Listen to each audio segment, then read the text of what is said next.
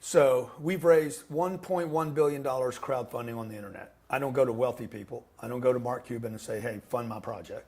I've never gone to a big equity fund like a Blackstone and say, give me $1 billion. I could, but I don't. I build a big audience. I create great products and offers. And then I go to that audience and say, would you guys like to invest with me? What I do is I compare myself to the amount of money on the planet. There's $80 trillion, 80 trillion, bro, in circulation. That's US dollars. That's not counting all the other bullshit currencies. So I'm like, man, how do I get a tiny piece, like just a sniff, a whiff, a taste? Just let it visit me for a second. And the only reason we believe $1 million is a lot of money is because somebody told you that it was a lot of money, and the person that told you it was a lot of money didn't have $1 million. The other thing is you got to quit telling people you got money problems, because if you don't have any money, you don't have a money problem, because you don't have any money. My advice to everybody watching is, if you're going to have money problems, okay, don't let it be zero. And make sure it's got a bunch of zeros added to that one. All right, you guys, welcome back. We have a very special guest today, Grant Cardone. This is Questions with a Billionaire. And Grant, we're so happy and thankful to be out here in Miami with you today. Hey, thank you guys for thinking enough of me and coming out and introducing me to your audience. And hard knocks. I've had a bunch of them, most of them on my skull, 70 stitches in my head and face when I was 23. Wow.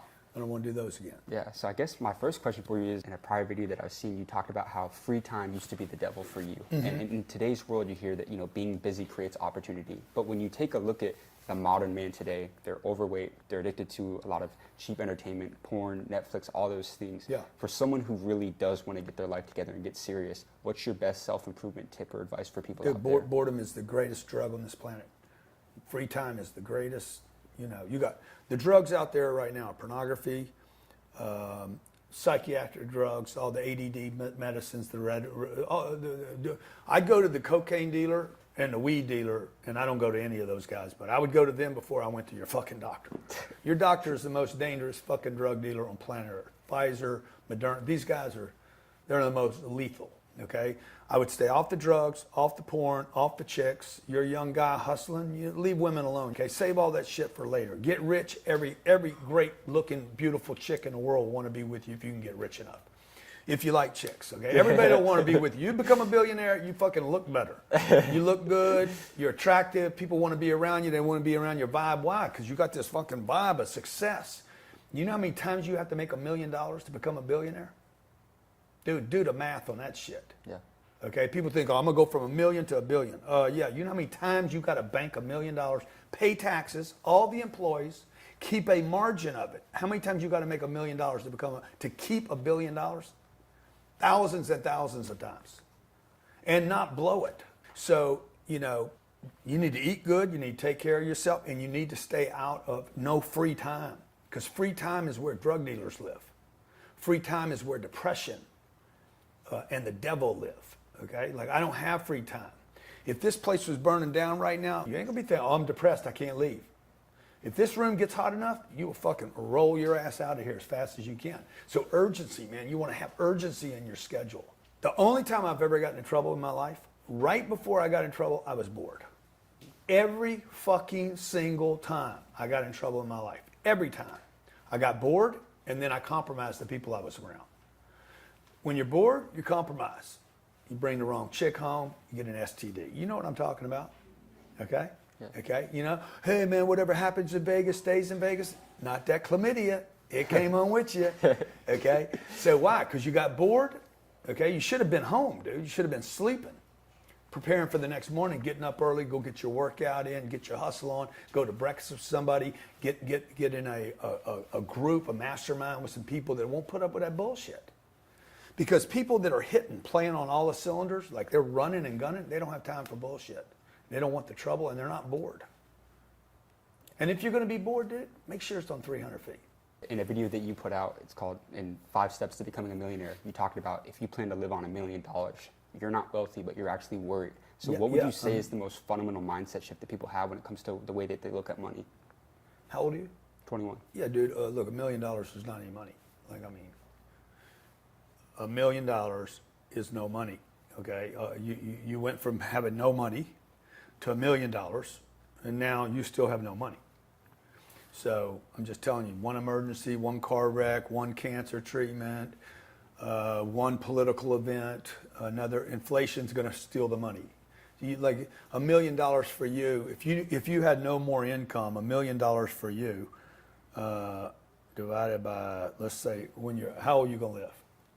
I'd like to say 80. Okay, you're going to live 80 years. Okay, maybe. I'd like to say 80. Divided by what are you? 21 years old. So you got, what is that? 59 years. Okay, divided by 12.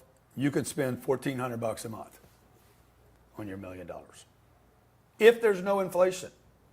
$1,400 a month, bro, that's not even rent. You can't even go to lunch once. You ain't strapped a condom on yet. Okay, nothing. You ain't had a bottle. You hadn't, like, nothing. You hadn't made one mistake. That's what you can spend if you never earn any more income. So first of all, people have to understand, man, it takes a lot of money to have any freedom. A lot of money, tremendous amounts of money. And the fact that anybody watching this right now, you're like, oh my God, this guy thinks $1 million is no money. I am telling you, it is no money. Or like, why do you think I'm telling you that? Because it's fucking no money. The only people think $1 million is a lot of money are people that don't have any money. So the other thing you guys need to understand is we all think green is green because somebody told us it's green. Or sweet is sweet because they didn't call it sour. If they just said sweet was sour, we'd call it sweet sour.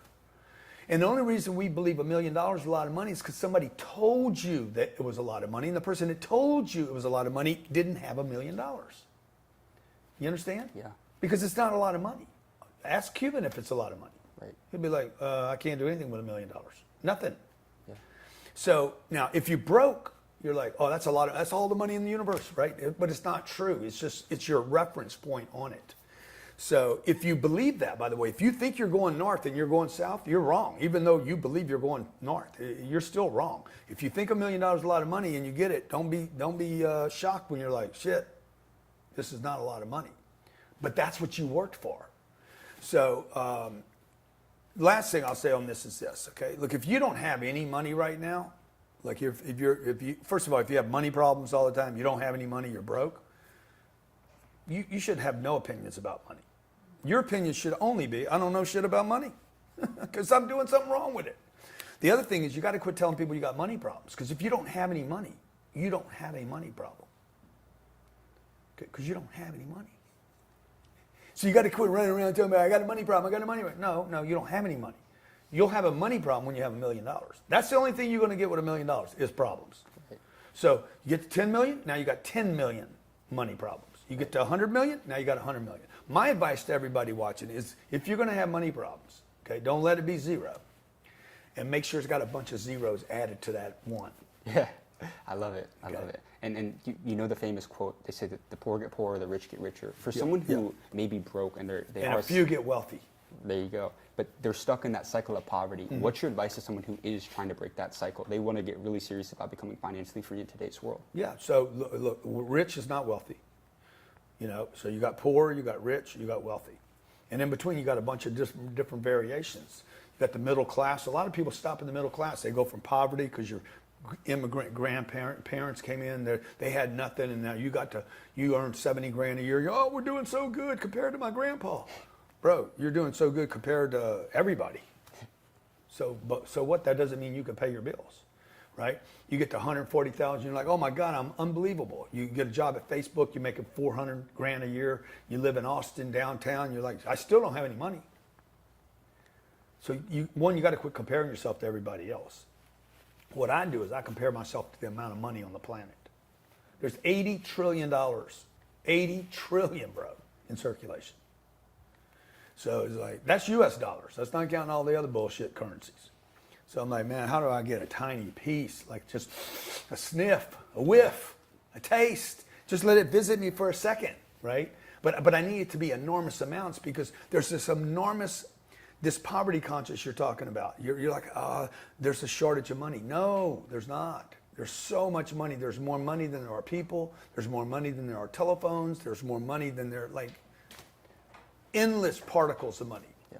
Now, if you're just in this little freaking pocket over here just looking for the money on the floor, oh, there's no money on the floor. Okay, well, you're looking in the wrong place. You need to go look where there's money, because it's everywhere. And then the second thing is you got to attach yourself to people, because you cannot get money. There's no money that will ever come to another human being without going through another human being. I can't, you're going to hold on to your, how much money you got on you right now? On me right now? Yeah. What you got on you? None. Just reach in there. You got nothing? No, I don't have any cash on me right now. You got a credit card? You got something? I got some credit Let me cards. see your credit card. I got you. So you see, he's got some money on him, okay? But what's the conduit, the via between me and his credit card is him. Now, 2 ways to get his credit card, right? Okay, I'm not going to show you these numbers right here, but it's legit. But I had to make contact with him to get his credit card, or I got to wait for him to leave his wallet someplace and steal it. I don't want to steal. I'm not a thief, because I can only steal it one time. But if I could, create a relationship with you, the way to money, there you go. The way to money, you might see 200 already gone.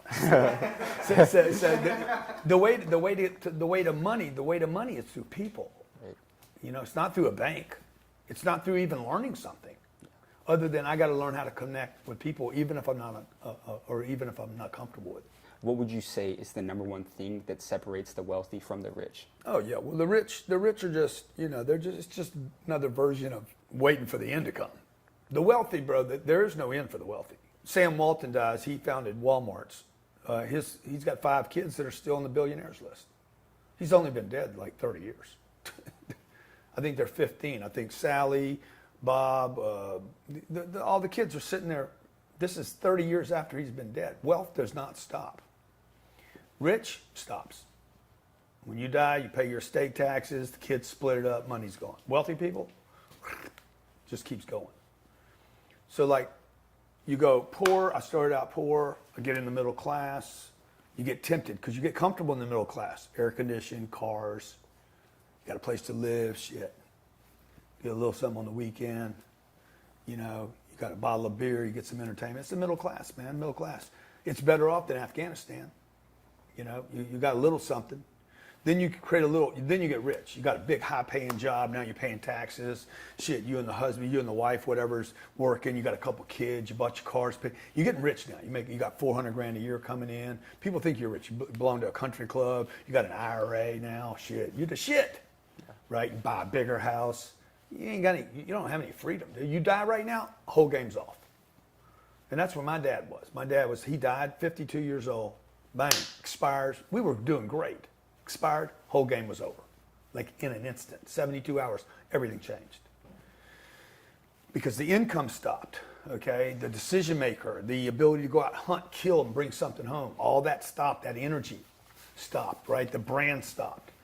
So what I'm doing different than my dad, okay, and the people that came before me is I'm building out a brand that will live, people are gonna be talking about me 50 years from now. They won't be talking about me as much, but they'll be now. If I can keep doing something big, my kids, there's going to be plenty for them to take if they want to. So they could go to Harvard and get a degree, and or they could just take my deal over and freaking blow it up. Wow. And so you became a millionaire at 30 years old, but Yeah. eventually you became a billionaire. Mm-hmm. What was the best financial advice that you ever received throughout your lifetime? If there's one lesson about money that a mentor or somebody taught you, what's the best financial advice you ever received? What's the best financial advice I ever received? Well, I don't know. I don't know if it's a piece of advice I received about money. Look, money's just, it's a tool, man. And I was brought up by my mother. She didn't understand money, so she taught me to manage it. I learned this doing Undercover Billionaire. Okay, it wasn't what somebody taught me. I was put in a situation where I was given $100, and they said you need to use this $100 to build a business. And I looked at it and I'm like, okay, how do I do this? I'm like, well, $100 is not a way to build a business. So to go from 100 to 10, I wanted to build a $10 million business in 90 days without using my name. They dropped me off in Pueblo, Colorado. So I'm looking at it like a puzzle. I need to go from 100 to 10 million. And I'm like, what's the fastest way to get to zeros? Because when you're going from 100 to 10 million, what are you trying to add? Zeros. That's all you're trying to add. Yeah. And I'm like, oh, the fastest way to go there is to go straight to zero. Just take the 100 and get rid of it. So rather than trying to add to it, right? rather than trying to add to it. I'm like, oh no, just go to zero. Got rid of the $100. I told Discovery, here, take the $100 back. And they're like, we don't want the $100 back. I said, take it back. I don't want it. I don't need it. So I basically just go to zero as fast as I can. And then I stay at zero the whole time. Okay. And I'm like, okay, I need people. I don't need money, because the tendency is to manage your money. So the lesson I learned was quit managing money. Okay. Managers don't make money. Do you know of a wealthy manager? No. No. Fund manager, Goldman Sachs, they're not managing money. What are they doing? They raise money and then they invest it. And they raise money and they invest it. And they raise money and they invest it. That's how they make their money. So like, go to zero, man. Don't have any money. Do not save money. Don't plan for retirement. Take every penny you earn from every person you meet and reinvest that money. Wow. And another thing. Reinvest it in something that it's your business, your marketing, your brand, your information, getting better, faster, more confident, anything that makes you faster, better. And then when something's left over, start investing in other real assets. Obviously, you've built a massive personal brand for yourself. And for anyone out there who is aspiring to do that, to where they can leverage that in their respective industry in the business world, what would you tell them? To build a brand? Yes. Build a brand. You're building one anyway. Look, I've always been a person that people either liked or didn't like, but they knew me. I don't really care what you call me as long as you call me. Like, I might not be the best player, but I'm going to be out there. I'm going to make some noise. I'm going to make some noise. I'm going to figure it out. I'm going to get ridiculed for it too, but I'm going to make some noise. Yeah. And if you keep getting out there making noise, you're going to figure out, okay, you know, in the beginning, you're going to be awkward and you're going to be an idiot and you're going to be made fun of. So the only thing I can do is like, the fucking guy shows up every day. Last thing I'll tell you, I remember I was in high school and I'd go to this place called the Hungry Night. I was still bored. I was lost in my life. And there was this guy, I don't remember his name right now, but every Friday, this guy would get in a fight. Not every other Friday, bro. Every Friday night. This guy, about 10:30 at night, would go out in the back and fucking throw down with people. And never won. Okay? And like, shit, goddamn. And he'd get up and he'd get beat up down. And then he'd go back into Hungry Night and get drunk again. Next Friday, bang, same thing. Third Friday, same thing. Okay? After a while, people quit fighting that guy. They're like, hey, that guy. And he never won the fights, by the way. And he ended up being the most dangerous man on those weekends. Because they're like, he's going to fight no matter what. And I learned from that. I watched that. I'm like, okay, I don't want to fight because I don't want people hitting on me. But I'm going to keep showing up. And no matter whether they say good things about me or bad things about me, whether I'm good at what I do or not good, I'm going to keep showing up until people say, fucking guy's going to keep showing up, bro. Right. Just step aside, leave him alone. The first deal you ever closed in real estate was only 1 unit, and the second deal that you closed was 38 units. Yeah. What was the biggest mindset shift that enabled you to, in your second deal, close over 37 more than your first deal? Yeah, so the first deal was a single family. Second deal was a single family. The third deal was 48 units. Wow. Yeah. So it was a single. 28 days later, I closed another single. 3 years later, I would buy 48 units. That 48 units made me a multimillionaire. I made $3.7 million net on that deal. Took the 3.7. I put 350 grand in that deal. In the third deal I did. What happened on the first two deals was there was a little bit of cash flow. They were cool, but I'm like, okay, this is not going to scale. A lot of the coaches and educators on Instagram and social media, they don't scale. They're doing good. They're making, they're doing good. They got cars, nice cars, and they got a big house, and all that looks good, but it's not scaling. Amazon scales, right? So when I bought those first two houses, I realized, they can't scale. And the way I learned it was this chick, Janet, let's say this was a house, 1117 Sheffield Street, Bel Air, Texas. She moved in, Janet moved in, she paid me. When she moved out, there was no money. And so I didn't know that until I did the deals. So I'm like, what's the way to solve that? Don't buy one unit. So my third deal, it took 3 years. I learned. I went and started spending time and energy and resources on learning real estate. Then once I knew what I was looking for, bang, I saw that deal, 48 units. I raised the money for it. I raised $350,000 to buy it. I signed a note for $1.9 million. Easiest loan I ever got in my life. I had no credit, by the way, no money. And I made $3.7 million bucks. Changed my life. Yeah. The first deal, even the single family, when I made $200 of cash flow a month, that changed my life. I'm like, there's other ways to make money other than just being a sales guy. But that third deal was like, okay, I just made $3.6 million, or $3.7 million on one deal. If I do that 10 times, I'll make $37 million. I'll have 37 million. And I'm 20, at that time I'm 30, 31 years old. I'm thinking, shit, I'm gonna be a multimillionaire one day. I'm gonna be worth tens of millions of dollars. Yeah. I'm not thinking I'm gonna end up with 12,000 of these units. Yeah. And 20 plus businesses. I'm not thinking about the internet, social media, or you're gonna come along and put me on your Hard Knocks show and make me a damn, give me some more haters.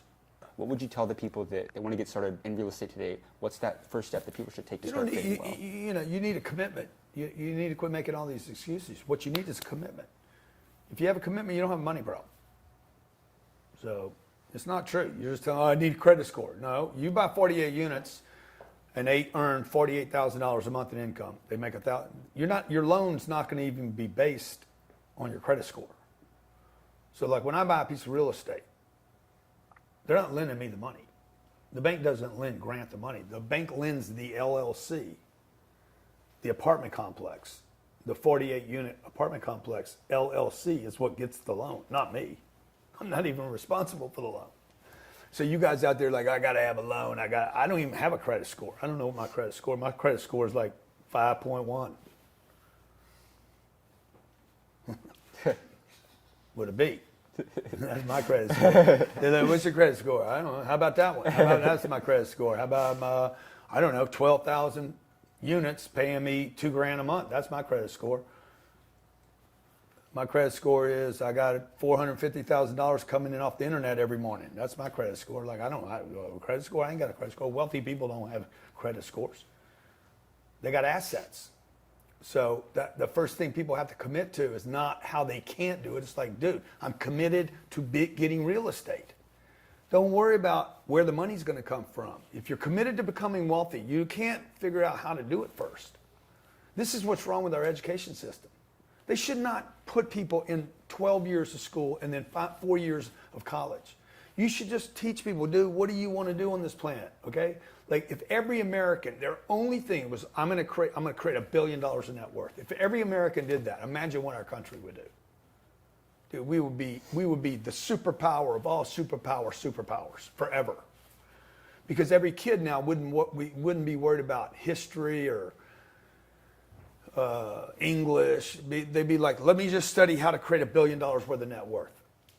And how do you do that? Well, you got to tie in to 8 billion people, servicing 8 billion people. This is what I tell you. Like how do I service people, right? And then healthcare, cosmetics, the pornography industry was just created. There's no great product or service there.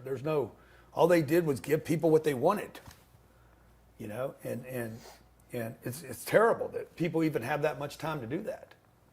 Right? Or drugs, alcohol, the same thing. Stripper joints, tattoos. I mean, tattoos are, what did I see the other day? The lottery business, okay? Last year, what do you think this country spends on lottery tickets a year? Just give me any number. Let me see. A big number. Yeah. Let's say in the range. 330 million people in America. Yeah, I'll say 10 billion. 105 billion. That is more money than every sporting event, every music download, every live concert, and every movie produced in this country. Lottery tickets. Wow, people want to win something, right? I want to get lucky. Well, you're not going to get lucky. You have a better chance of becoming a millionaire in America than you do have invisible abs. 3 million people in America have visible abs. You're not one of them. I am. Okay. You're one of 3 million. But do you? Let me see them. You want me to? Show them, bro. It's your channel. Let me see. You have visible abs? Yeah. Yeah, he does, dude. That's one of 3 million. Okay. Do you know you have the people watching have 7x better chance of becoming a millionaire than having visible abs? I believe it. 3 million Americans have visible abs. 22 million Americans are millionaires. I don't know how many billionaires there are, but when I started looking at billionaires, I'm like, okay, how many are there? Bing. Okay, if there's 10 of them, what did they do? All I'm going to do is go track what that cat did. If you want to go fishing out here, okay, you get in a boat I'm going to tell you a story about yacht life here in a second. You get in a boat, and you're going out there, and you're running around. Your boat captain's going around. He's looking for fish. What's he going to look for?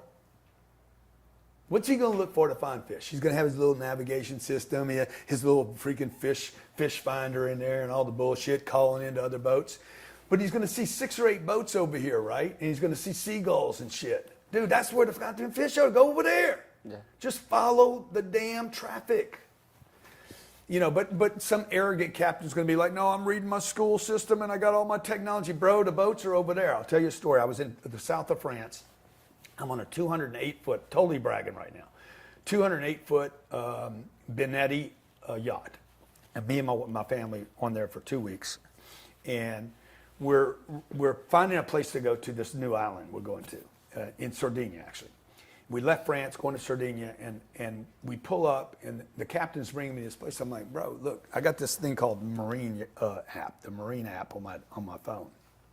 And so I could see all the other players around me. These are all big boats, 300 foot, 250, 280, 360 foot. I'm like, bro, look, see this? This is all the boats everywhere in the world, okay? And I happen to be over here in this part of the world at the time. And so I'm tracking these boats. I'm like, that's fucking Jeff Bezos' boat, bro. That's 360 feet. It's a goddamn sailboat. There's 2 people on it. He's got a staff of 42 people to service 2 people on a 360-foot boat. That is longer than a football field. You understand?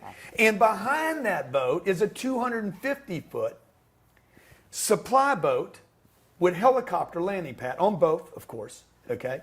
So that Jeff and his new wife can fly to the little restaurant that they want to go to, okay? Now, next to him is Frank Fertitta's boat, who won Yacht of the Year, got an award. It's 240 foot. It looks like it's 400. It's the Yacht of the Year. It was designed unbelievable. And behind him is the damn king of Saudi Arabia's boat, okay? Now, these guys are literally like, I'm looking at like, okay, that's 300 million. Behind it's 150 million. There's 200 million. We have over $1 billion worth of boat.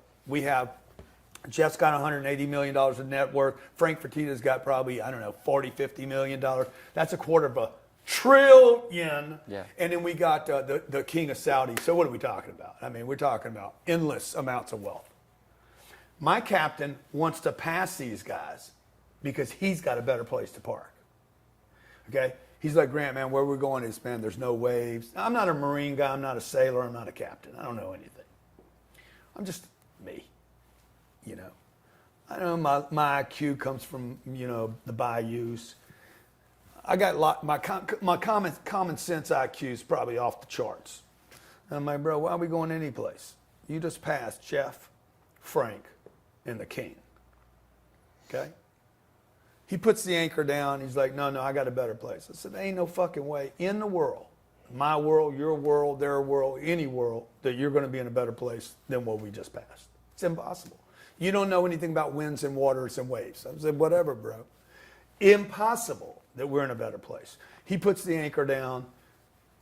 As soon as he puts the anchor down, all these little gnats show up because it was too still. You got to have a little bit of wind, right?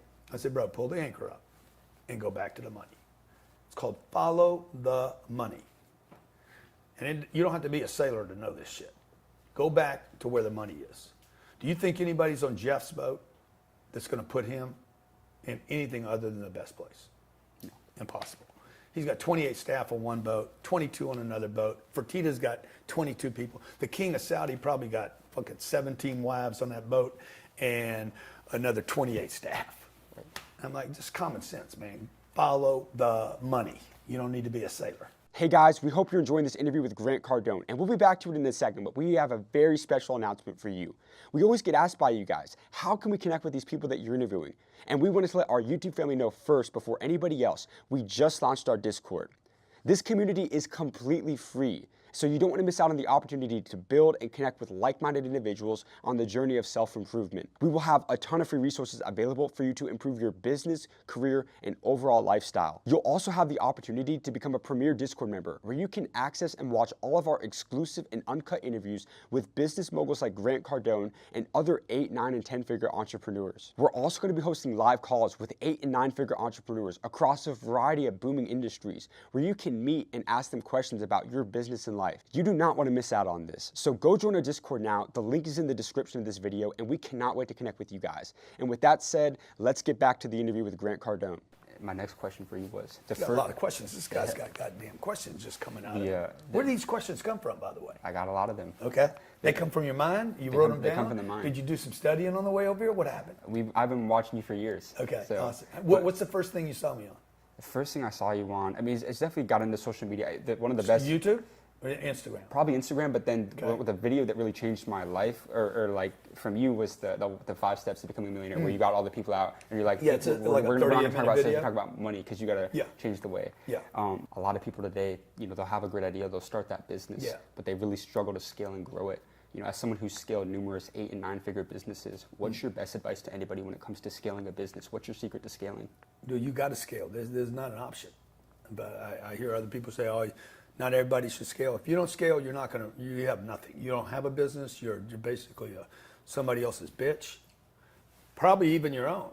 Like, there's no such thing as being the boss, just so you guys know. The smaller the company is, the more bitch you are, really. The more controlled you are, the more, if you have 3 employees, they're going to push you around, even though you're writing the checks. If you have 30 customers, they're going to push you around because you can't lose customers. You got to scale so that you can lose customers.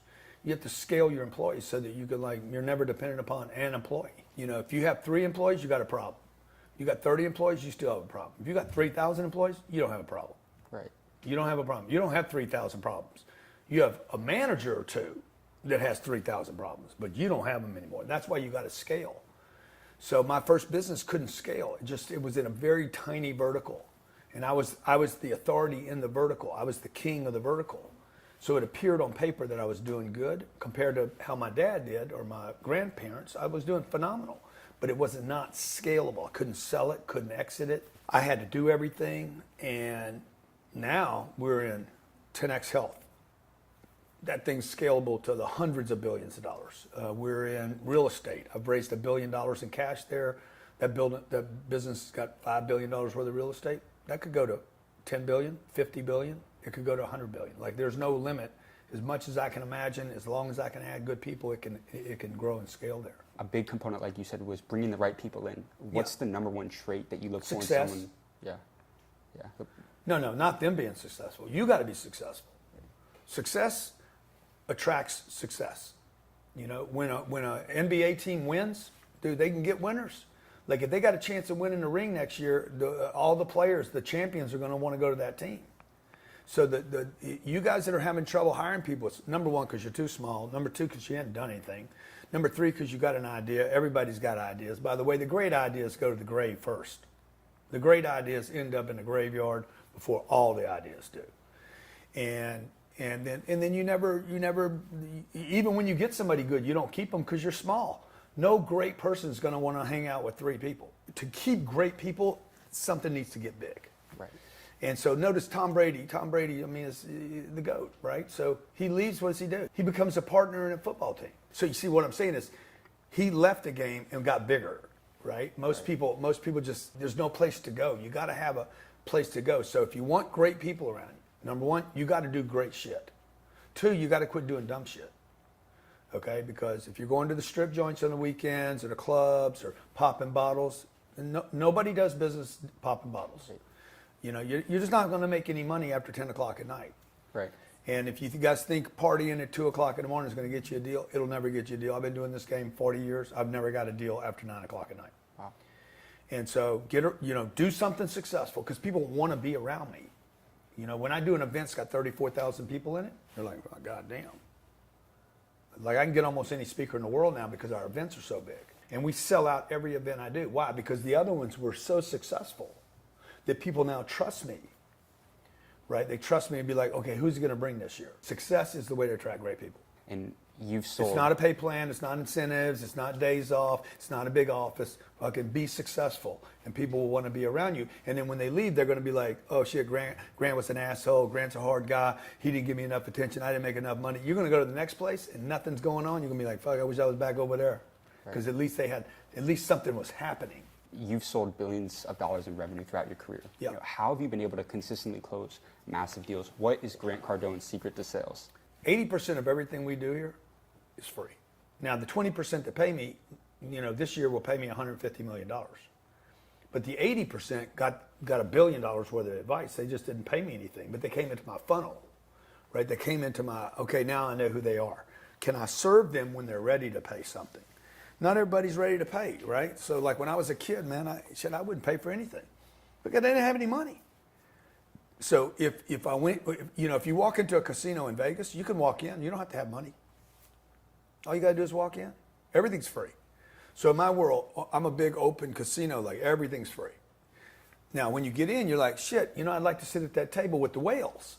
Well, then that costs something. Or I want to sit over this table with the $100 players. Or I want to go over here and play this game.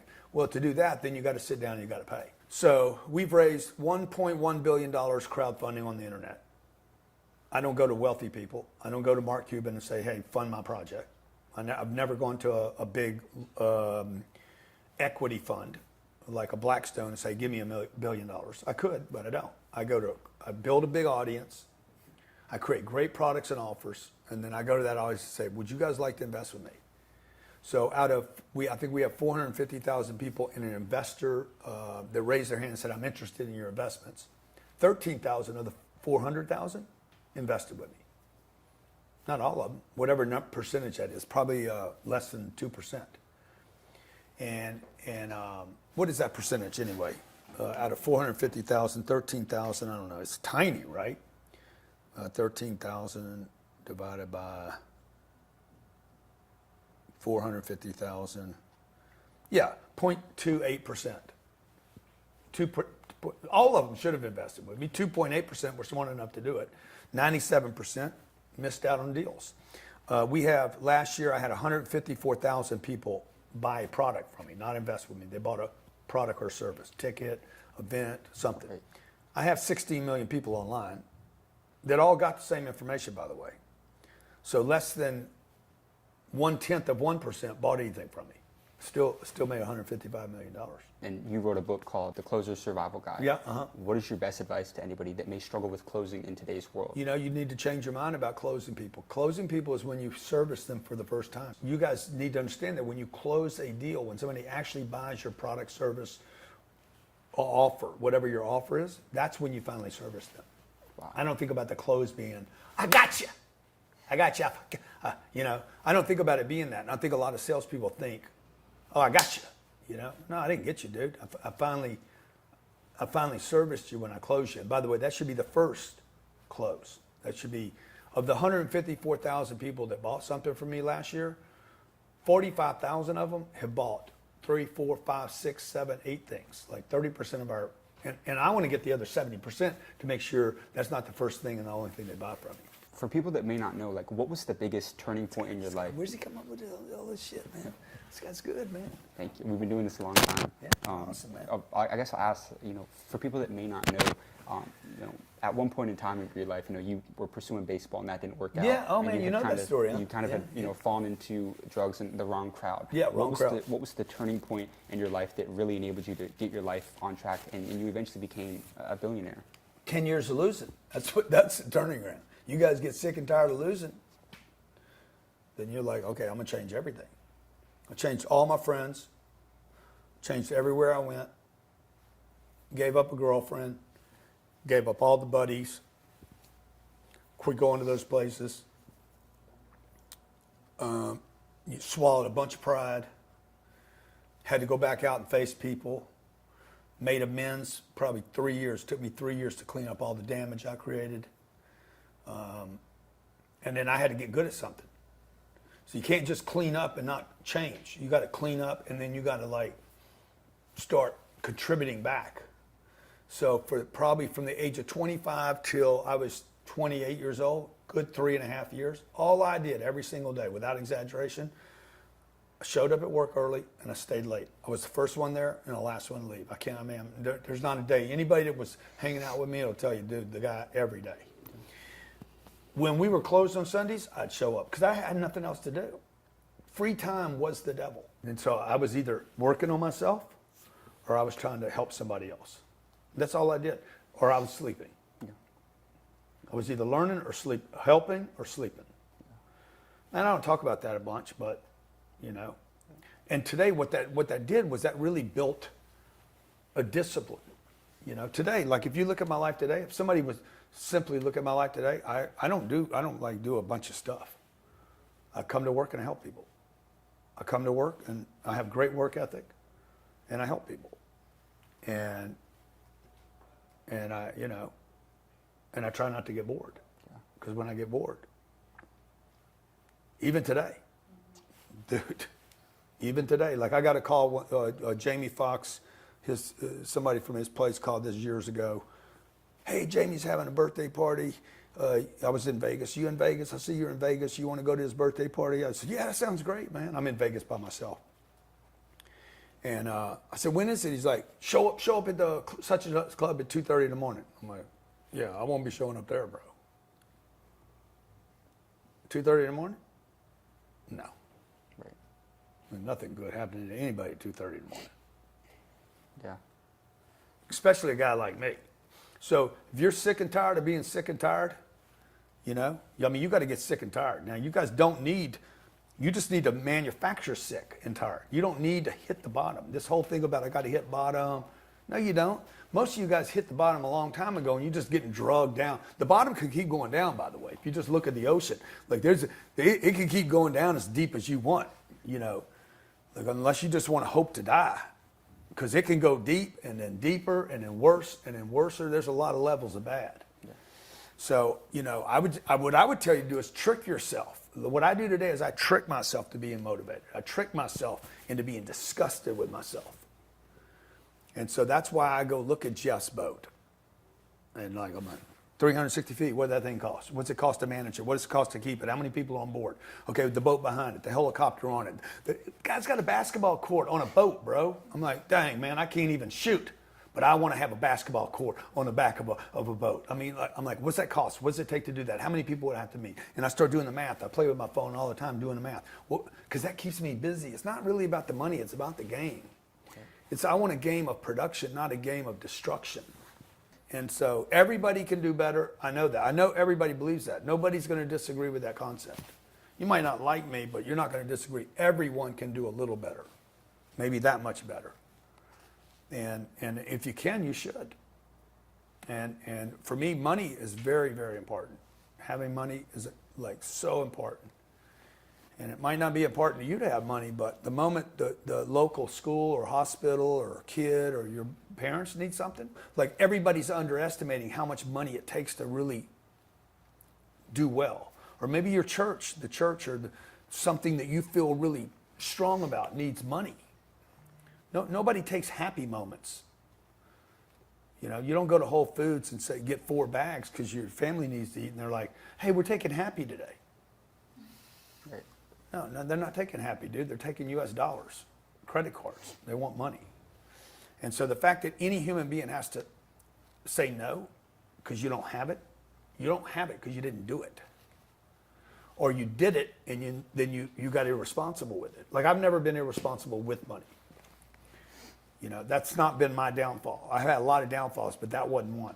I bank it, and one of my downfalls was I didn't use it correctly. I saved it. I just stored it, stacked it over and over and over again.